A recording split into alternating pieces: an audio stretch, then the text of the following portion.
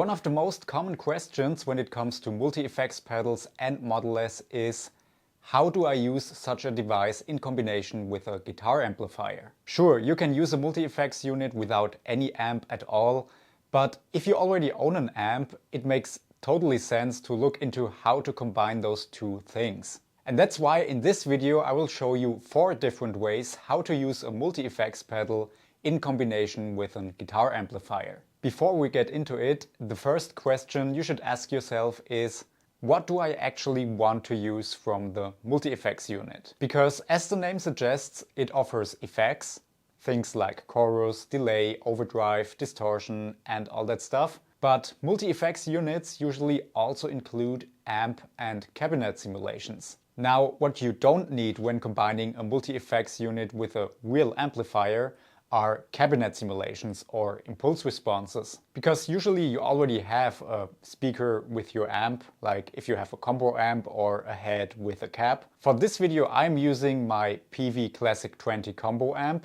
to demonstrate all the 4 methods. However, I'm not using the amp's built-in speaker. To make recording for me easier, I'm running it into the 2-Notes Torpedo Captor X, so I can record with cabinet simulations directly into my audio interface. But this makes no difference for the concepts I will show you. Whether you are using the amp's speaker or a load box with IRs, it doesn't matter here. What's important is you generally don't need the cabinet simulation from your multi-effects unit when you use it with a real amp. Okay, so now let's start with the first and simplest method. You place the multi-effects unit between your guitar and your amp input, meaning one cable goes from your guitar into the input of the effects unit and another cable goes from the output of the effects unit into the input of the amp. Important here, make sure to use the clean channel of your amplifier. In this case you are using the multi-effects unit just for the effects, things like overdrive, distortion, chorus, delay and so on. You are not using any amp or cabinet simulation since you are plugging it straight into the input. In this case I'm using the Line 6 Pod Express to show you how this works, and I've created a few presets where both the amp and the cabinet simulations are turned off and only certain effects are active.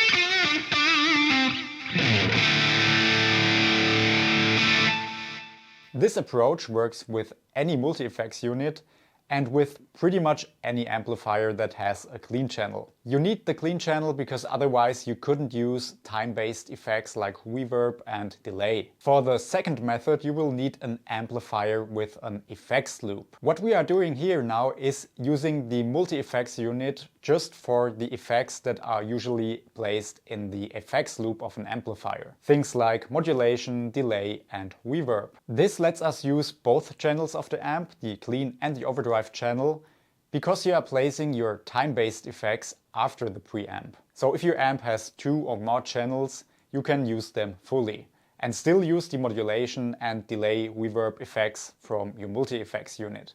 And here's how you connect it. Your guitar goes straight into the amp's input.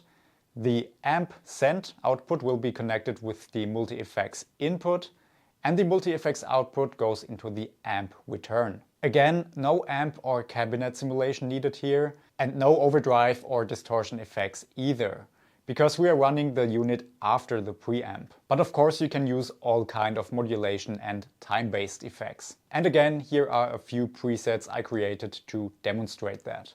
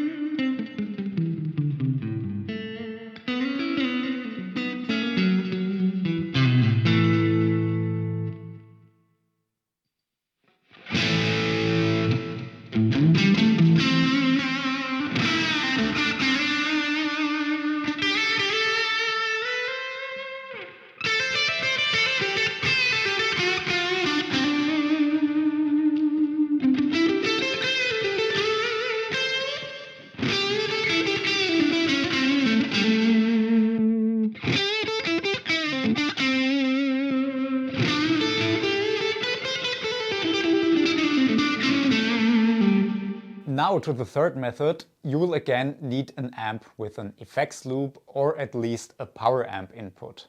This time we are using only the amp's power amp section and the speaker or the load box, meaning the preamp sounds and the effects come entirely from the multi-effects unit. The big advantage is that you can use all the amp models in your multi-effects unit, giving you a much wider range of tones. In this case, you turn on your amp simulations in your unit, and you can use, of course, any effect you like. Basically, you have the full capabilities of the device, except of the cabinet simulations, of course. And here's how you connect it. The guitar goes into the multi-effects input. The multi-effects output goes into the amp return. Your amplifier is now just making things loud. All the tone shaping is coming from the multi-effects unit. Here are a few examples, again with the Pod Express.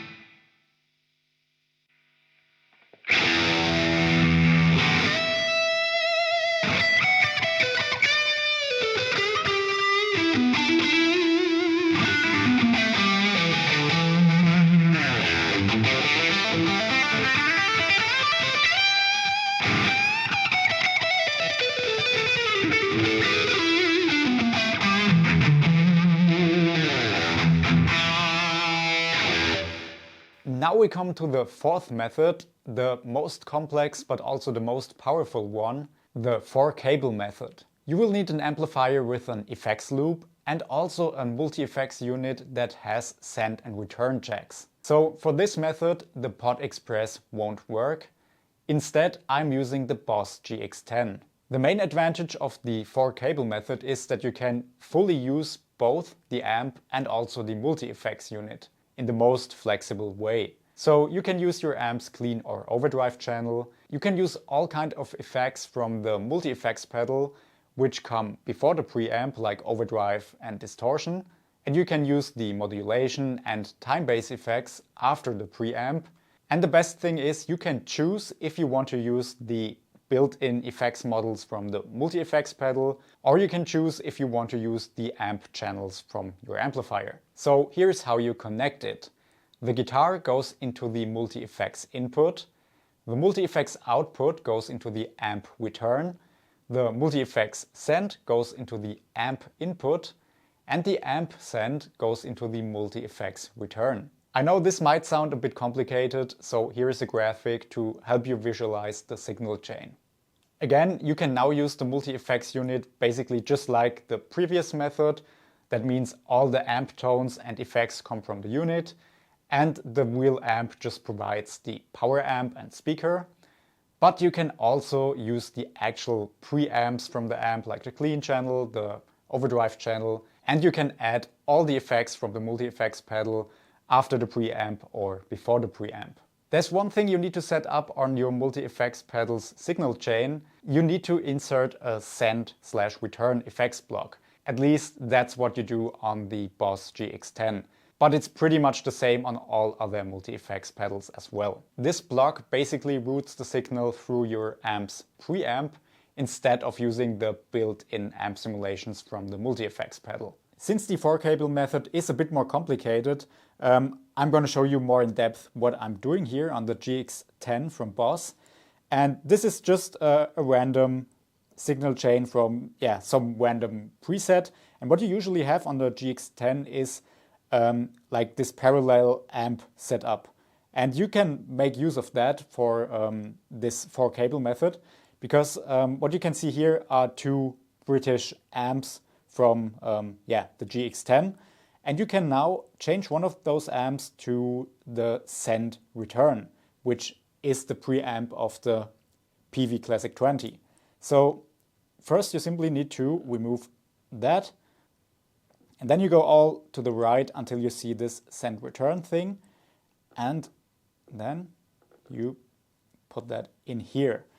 So now it's on, this is off, and here's the same. So for example, we can now use just the internal amp. Then it sounds like this.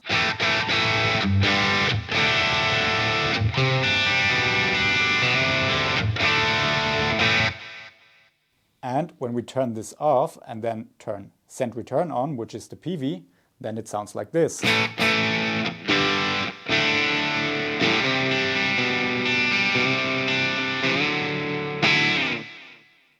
And of course, you can also choose a different channel on the amp.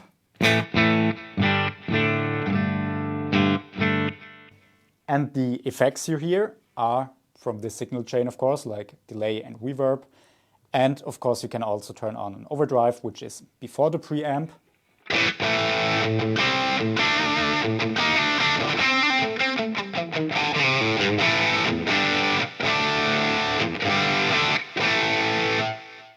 Or you can also use both amps. That means this amp, which is from the GX10, and also the send return, which is the PV, and you can run them in parallel.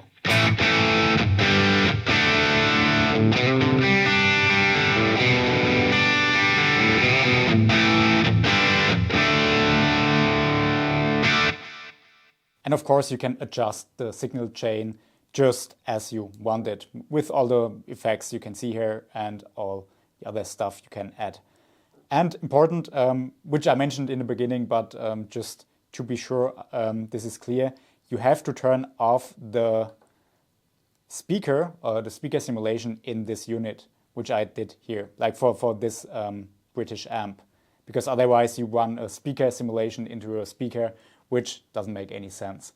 Alright, I hope this video helps you understand how to combine your multi-effects unit with a guitar amplifier. Which method you choose is totally up to you, there's no right or wrong here. If your unit has send and return jacks, the 4-cable method gives you the most flexibility, and that's what I personally prefer. With simpler pedals like the Pod Express that don't have the send and return jacks, it really depends on whether you want to use your amp's overdrive or not, and what kind of effects you want to use from the effects unit. If you have any further questions about this, feel free to leave a comment down below. You can find links to all the gear that I used in this video down in the video description.